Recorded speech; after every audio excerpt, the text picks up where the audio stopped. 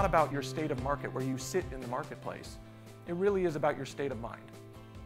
So we're going to hear from some aspiring challengers here today and some successful challengers, and you'll get a chance to hear firsthand their state of mind and what defines it. Get very clear on your challenge. If you want to be a challenger brand, who or what is it that you are challenging in the marketplace? The brand is, I would consider itself a challenger for a very long period of time, but we only thought of ourselves because we were the #4 carrier. And 3 years ago, we finally looked ourselves in the mirror and said, you know, you can't be a challenger if you don't act like a challenger. Challengers have to do something. So we took on the mission of changing wireless for the better. Doing it on behalf of the customer and listening to them.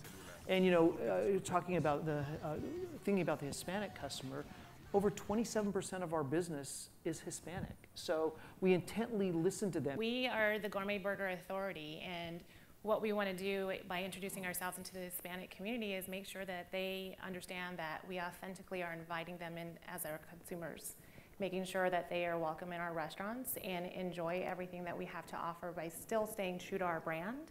I don't think anyone is ever going to say, hey, I can't wait to go have those enchiladas at Red Robin. Be intelligently naive. See the world with a fresh set of eyes. We have a model United Nations at our office. We have 55 different nationalities sitting in one office in Dusseldorf. But that diversity allowed us very rapidly to come into the U.S. and talking about the Hispanic market. I mean, we were the first travel vertical that actively pursued Hispanic audience in the U.S. And it was because we had the cultural know-how based off of our experience in Europe to say, okay, we can connect these dots. We've got the understanding on the cultural piece and also on what the value is on the advertising side to very quickly come in and match those two things together.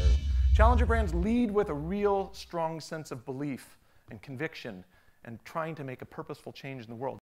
Hispanic is not an initiative, it's a way of business. And I think I'm very lucky that, you know, at our office that I'm not fighting my way up to get that message out. Our leaders very much embrace that this is just the way we are going to go forward and do business in the future. These products go for, today, $1,500 for a 5-piece set, very high end. Our consumers see these products as full of functional and emotional benefits. If I can make better, more healthy and nutritious food for my family, that does something for mom, and she's willing to pay for that the emotional benefit that brings her. The mantra that we have internally is fail often, fail quickly, and fail cheap. Because it allows us to very quickly kind of segment who our audience is and understand that not every audience is the same and target our messaging. So our Hispanic advertising is different than our English advertising. So if you can't be the market leader, you got to be the thought leader. And I would encourage you to aim for fame. Are people taking notice of what you are saying and doing in the marketplace? We saw over 600 million calls going between the US and Mexico and Canada. And we also saw about just under 3 million of our T-Mobile customers roam in Mexico. So a few months ago, we launched what was called Mobile Without Borders. You can travel and call to and from Mexico and to and from Canada under a single plan. This is the first ad campaign that's ever been produced for Royal Prestige. We used, we needed, it was our first branding campaign, so we wanted to get quick awareness. It just so happens that this campaign is getting a lot of credit, which is really good for the agency, getting a lot of credit for the success we've had in the company. We've had quarterly records. People go knock on a door, talk to their friends, and do a one-on-one call. People say, oh, I've seen your commercial. And it makes a big difference when they go in and make that first contact. And finally, perhaps the most important, is not necessarily what you should do, but what you shouldn't do. Challenger brands have a real keen sense and ability to say no to things so that they can overcommit to the things that really matter to their brand and business.